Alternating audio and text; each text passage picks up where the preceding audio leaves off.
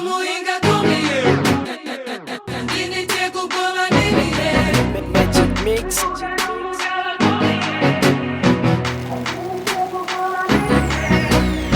Call it the magic.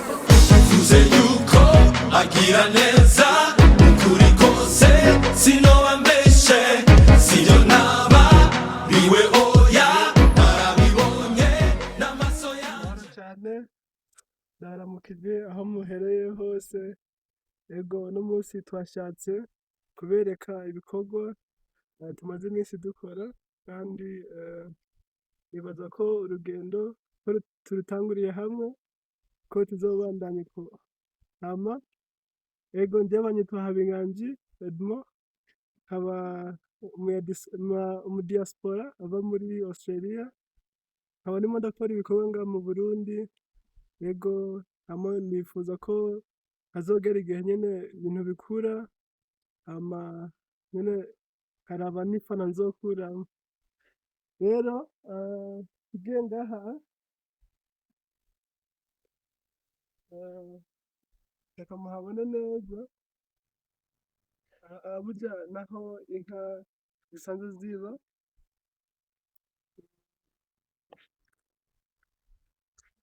Ngo ngaha ndabereke, urabona no mu gusakara twakoresheje uburyo twari dufise, dukoresha udushashi n'ibiti bito bito nyene kugira turabe ko intango burya yoshoboka. Iyo ni intango yacu, ubona ko ata vyinshi turagira, mugabo nanifuza kubereka ko intango bimeze. Hari igihe usanga nyene itanguye hasi cyane, urabona ko ata mabati nyene aje nyene aboneka dufise, mugabo nta kintu kibujije umuntu kubandanya ashiramwo mu gihe aronse uburyo. Rero ubu twaronse uburyo butoya, tuvuga ego reka tubukoreshe, n'inka ziba hano nyene haboneka.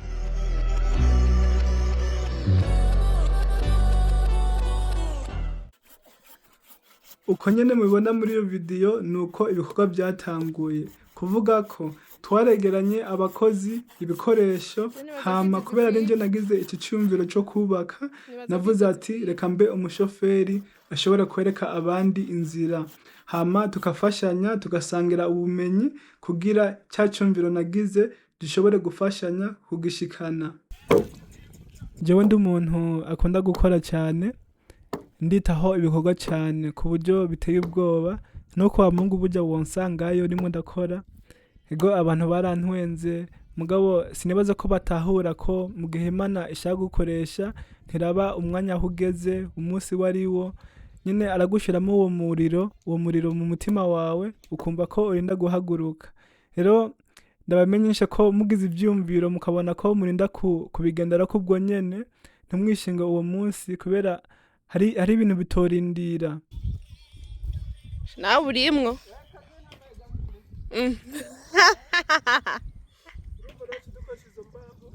Ku mpande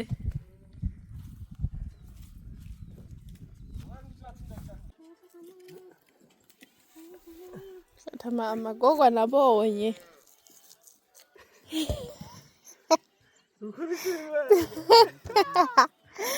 Muriko murafitina ngaho.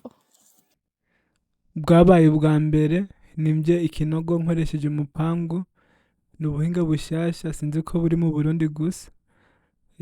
Mugabo twarimvye ibinogo, hama turashinga ibiti, hama duhejeje turabitsindagira kugira ivyo biti twashinze bigere ubukomezi.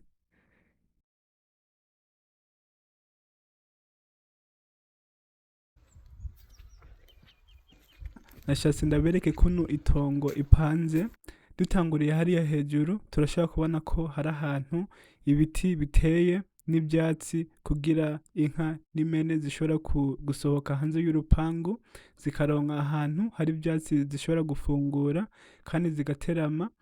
Hari ahandi hari office icunga ibikorwa vy'impene n'inka, n'ahandi hanze y'urupangu rw'impene n'inka hari ahantu tumvye urunogo turundako umwavu w'inka. ku ruhande hari ahantu twateye inanasi.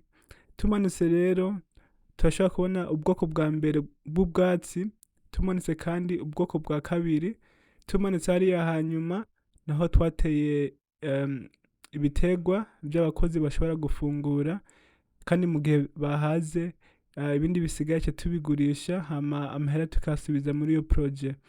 Ujya murongo rero uca hagati niwe twaciye mu gihe tuzoronka uburyo bwo kuronka déplacement kugira ibintu bizotworohe.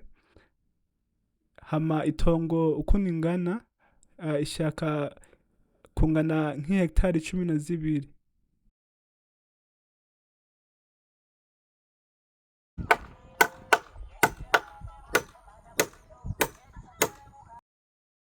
Akazi kabandanye neza.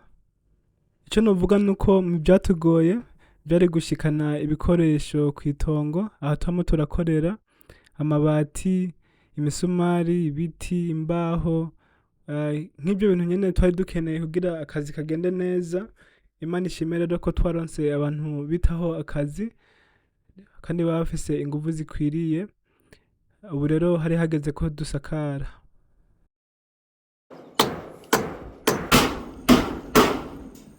Inyana ubwa mbere tukibonana amaso ku yandi, karandavye umenga kamo karambwira ngo habi, ngo habi, ngo wakoze kuza habi.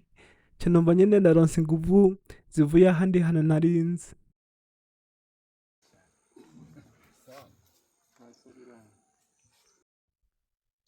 So guys, as you can see, we finished building one side of the cattle shed. As you can see, we've just used the materials that were available to us.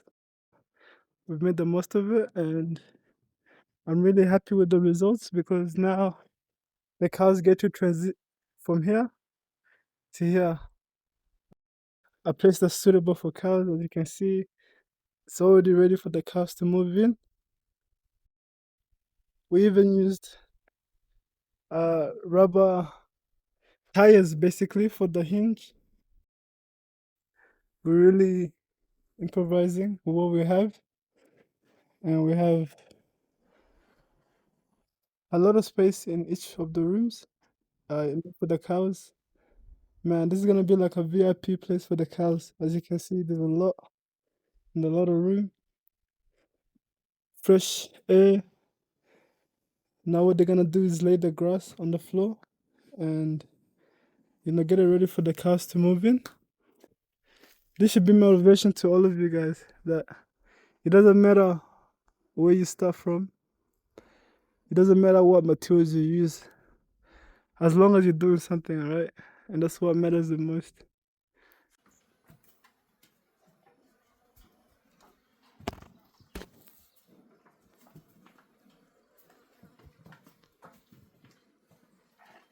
Uko rero niko Imana yadukoresheje mu gushikana ibikorwa bya mbere.